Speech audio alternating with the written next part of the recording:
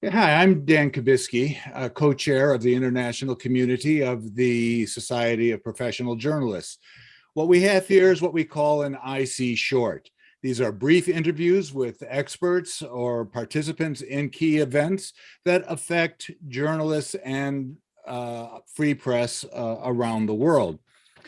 The recent trucker and anti-vaccination demonstrations in Canada have brought to light some other issues that we think people need to know about, and that is attacks on the journalists covering these events. With me is Brodie Fenlon, who is editor-in-chief at the Canadian Broadcasting Corporation News. Brodie, thank you very much for being here. Could you just talk about some of the threats that your reporters and maybe other reporters that, stories you've heard of other reporters, the threats that they've received as part of these demonstrations, and maybe even beyond the demonstrations, and what you're doing in order to deal with this situation? Thank you, Dan. Sure, I'm grateful to be asked. We are seeing, this is a major protest, of course, that began in Ottawa, and it was ostensibly about the vaccine mandates around truckers crossing the border, but it has become a bit of a catch-all around COVID restrictions, vaccine policy, masking. It's a mix of things, and now, as I talk to you, it has spread to other cities, including some of our border crossings, tying up traffic and trade. So it's a significant event. And of course, harassment of our journalists isn't really new. Certainly, we've seen lots of it online, and then it kind of moved into real life in a real way over the pandemic as we began to cover anti-vaccine, anti-lockdown measures. This is where we started to see an increase in harassment of journalists in the field. And it's sort of accelerated, it seems, with this latest protest, which has been a bit of a galvanizing moment for the anti-vaccine, anti-mandate population. And so what we're seeing is everything from physical tussles to broken windows in our vehicles. We had just last night, a reporter is doing a live hitting where people begin to crowd around and start to interrupt the live hitting. So live reporting has been a challenge, and we've been more selective about it. We've had our reporters over here worrying things about, we're going to go find this journalist and mess them up. And it's not just the CBC, of course, a number of organizations are encountering the same thing. So it is a lot of verbal harassment, threats, some that become close to physical altercations. And then really online and digitally, we see quite a ramp up of some alarming rhetoric. Everything from threats of extrajudicial trials and treason, Nuremberg, that kind of stuff. So there's no doubt things have escalated, and we've had to take additional measures. It's similar to what we've seen over a number of years in the United States. We've watched carefully as this has happened to journalists in the US, and now it seems to have come across the border in a more significant way. Yeah, you mentioned the online issue, and we had your digital managing editor, I think is her title, for a much longer talk about that situation. Have you done anything in addition to the earlier steps of taking comments off your Facebook postings of your stories? Have you taken new steps to protect your journalists and your sources as well? Yeah, I mean, it's a two-pronged approach. So in terms of the field, first of all, in terms of covering these events, we have added quite a lot of security. And we are conducting more risk assessments in terms of our deployments. So we are really treating a number of these deployments as we would any other kind of hostile environment deployment. That's somewhat new, considering we're deploying right into, in the case of Ottawa, the heart of Canadian democracy outside of our parliamentary building. So, I was explaining to somebody the measures we were taking, this is somebody who works outside of media, and they thought, this is crazy. You're doing this to report on something in Canada. But yes, we are. So added security. We've been looking to minimize our visibility in terms of branding, unfortunately. And I know other media have done the same. I saw a post yesterday from another broadcaster that was taking their logos off their vehicles because that is drawing attention.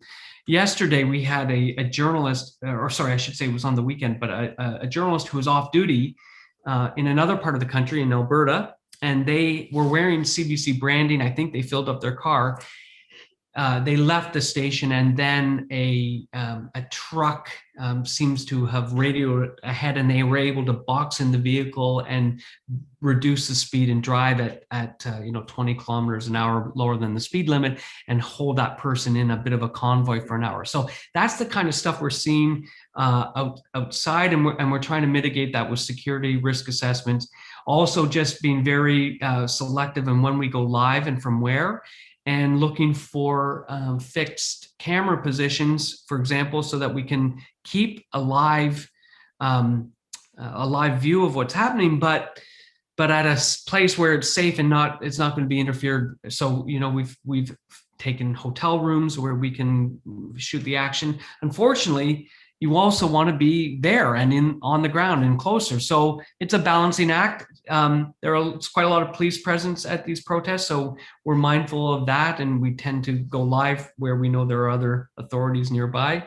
But it's a challenge. And then in terms of online, Dan, we're just we have a number of measures. One is simply to help our staff, remind them that they don't need to be on social media. We encourage them to take a break.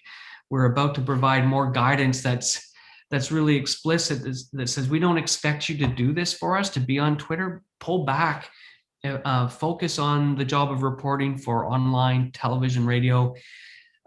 We have tools that we can use where we will monitor proactively social media and some areas that are harder to see around the dark web, especially for high profile journalists who tend to get a lot of hate or harassment. We're providing better training for journalists on the things they can do to tune out, be it muting, blocking, how to manage their own personal feeds. And but having said all that, it's a bit of whack-a-mole, and it's difficult. And I just wrote an editor's blog published yesterday. It's been a bit of a blur, but which just really spoke, because to be clear, we don't generally talk a lot about ourselves, certainly not in our programming. We don't want to make the story about ourselves, but I felt it was necessary to talk about the harassment and this increase and the difficulty of just doing news. I'm not sure all Canadians understand what we're facing out in the field. So I wrote an editor's blog. I tried to explain it. And that's another measure, which is a bit of raising awareness so people at least know what's going on, because we don't always bring it to their attention. Yeah, I read that blog, and it will be included in our weekly newsletter, and I will include it also in the comment section of this video when it gets posted. I thought it was an excellent summary of some of the issues you're facing, but also why it's important for journalists to keep doing what we do. And right after your blog was posted, the Canadian Journalists Association, or Association of Journalists, came out with their report, Poisoned Well, with a whole, showing that there's a real history, or at least a growing trend in opposition to free, open, independent journalism. Can you comment just a little bit about what it means? And I do hope you use that very important line near the end of your blog of why free and independent journalism is so important, and why these physical and online threats are a danger. Well, it's back to, in your case, First Amendment rights. In our case, we have a Charter of Rights that guarantees press freedoms. Interestingly, the same section, and I make note of this, the same section in our charter that guarantees press and media freedom also guarantees the right of peaceful assembly and protest.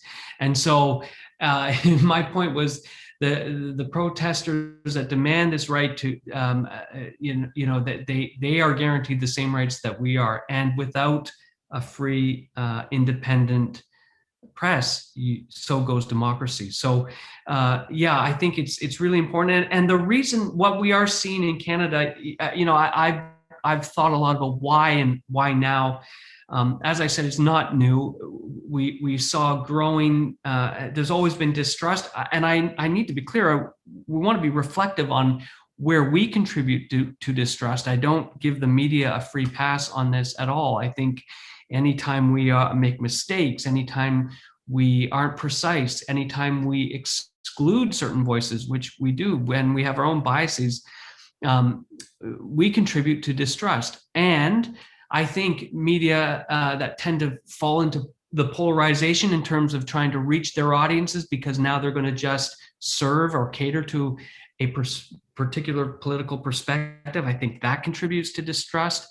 I'm always concerned about the blurry lines between opinion and columnists and journalists, and does the audience understand the distinction? So I think we have our own self-reflection to do for sure. But on top of that, there are these currents that you see all over the world, and it is everything from populism. Without getting political, I just say factually, Donald Trump as president and his very concerted efforts around how he framed the mainstream media and fake news. We saw that language kind of become incorporated in criticism of media here in Canada. So that for sure had a role to play. And then there are populist movements growing in Canada. We have a new party that has run in the last two elections, very small support, but still there and has a voice. So all of these things are contributing to the growth of distrust, and some of it is very deliberate and organized. So that's the other thing. Like the United States, we see actors, both internal state actors, making a lot of efforts to undermine trust in institutions like government and the media, and we're not immune to that as well. Great. I want to thank you very much, Brodie, for taking time. I know you've got a very, very busy schedule. Is there anything you would like to add to what you said before we close off this IC short? No, listen, thank you for the invitation. It's really important. And I know all journalists around the world are facing similar concerns and issues. And I think it's important to speak up and make sure that people understand what's at risk here, as you mentioned. And this is it's about democracy, and people need to understand the role of a free and independent press is such a critical pillar of it.